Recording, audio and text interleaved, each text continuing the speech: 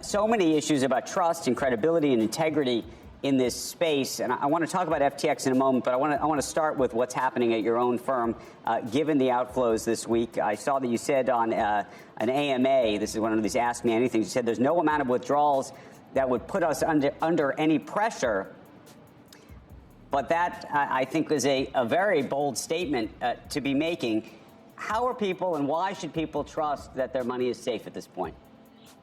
So I think thanks, Andrew, for having me. And the well-run crypto exchanges should hold user assets one-to-one. So user deposit Bitcoin, we hold it in Bitcoin, we move to a cold wallet, we keep some in the hot wallet.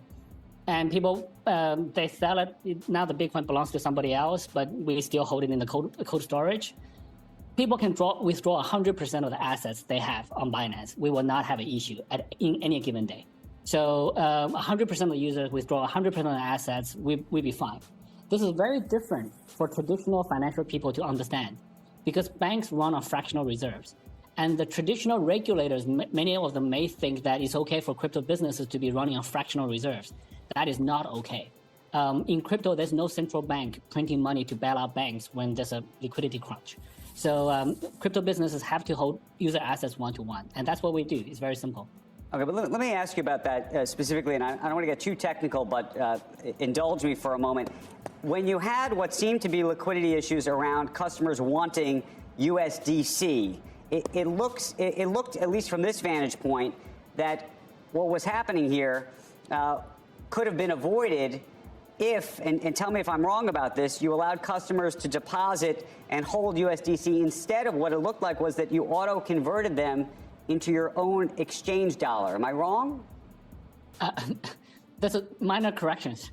So number one is we do the auto-conversion into BUSD, which is not issued by us, which is not the exchange dollar. It's actually issued by a New York DYF licensed entity, Paxos. So the reserves are in New York. It's a stable coin. The problem we had before is we have many different types of stable coins on Binance. And, Bitcoin trades against USDC, Bitcoin trades against BUSD and the USDT. There's TUSD, there's a bunch of other things. And then it's very difficult for users to find the best price. So we said, okay, they're all stable coins and they should convert one-to-one. So let's combine all of them into one so that the users just they want to buy Bitcoin, they go to Bitcoin BUSD and they find it. On the deposit and withdrawal, we do the conversion. We have channels to convert them one-to-one. But the channels we have actually have to go through a bank because to convert from BUSD to USDC, we have to sell BUSD into US dollars, cash in a bank, move it to a different bank account, and then buy USDC at a different institution. So that day, we had more users trying to buy or trying to deposit BUSD and withdrawing USDC. And we ran out of that. And the bank that does the conversion doesn't open until 6 hours later. And that's a bank in New York. So we were actually blocked. This issue was actually caused by a bank. So that's and stable coins is the only one we convert. Every other asset, people deposit Bitcoin, we hold Bitcoin. People deposit Ethereum, we hold Ethereum. Right. And you understand why I'm asking that question, because it does appear in that instance, at least, that when you said no amount of withdrawals would put you under pressure, by default, it put you under pressure. Now, whether it was you're doing or some other bank's doing. And so the question is, longer term, would you reevaluate how you do that? So we have the assets to convert. So there's no margin, no leverage. We just needed the bank to open. So the bank opened 6 hours later, it was fine. So banks don't work for 24 hours a day. Banks only work for a few hours a day. And when you try to, and when banks are shut down, when banks are closed, you try to withdraw money, it doesn't work. That's exactly the same situation that happened. And we allowed people to withdraw other stable coins onto other platforms to do conversion if they want. So there was not a liquidity issue. It was just, there was a conversion issue that was going through the bank. In terms of the credibility of Binance, you disclosed that Binance holds about $60 billion of crypto assets.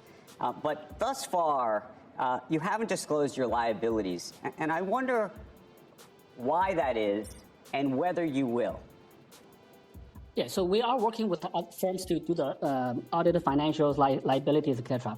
Very simply, Binance does not owe people money. Binance does not have loans from other companies, from other funds. We just don't have it. You can ask any fund in the ecosystem. You can ask any VC. We actually also do not have VC investments, so we don't owe anybody any money.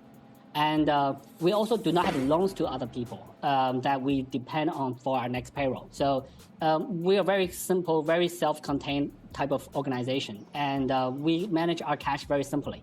So that's very, very different from the FTX situation where so people who are hurt by FTX are now worried about everybody else. And they were defending FTX before. That's why they have money on FTX. So, but just because they're bitten by one snake doesn't mean that every other animal is the same.